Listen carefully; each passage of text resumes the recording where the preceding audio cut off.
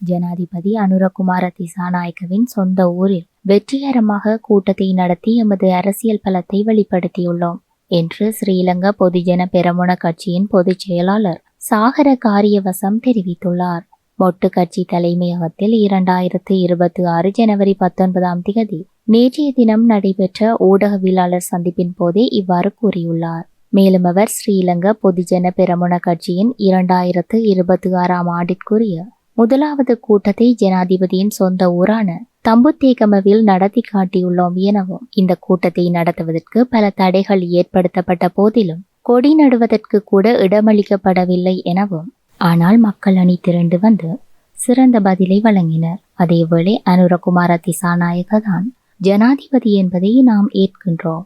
அவருக்கு பின்னால் ஜேவிபியினர் மற்றும் அக்கட்சியினருடன் தொடர்புடையவர்களுக்கு இந்த நாட்டில் ஜனாதிபதி பதவிக்கு வர முடியாது. பொய்களை நம்பி ஏமாந்தது போதும் என்பதை மக்கள் உணர்ந்துள்ளனர். எனவே நாட்டை நேசிக்கக்கூடிய ஒருவரை மக்கள் தெரிவு செய்வார்கள் என அவர் மேலும் குறிப்பிட்டுள்ளார்.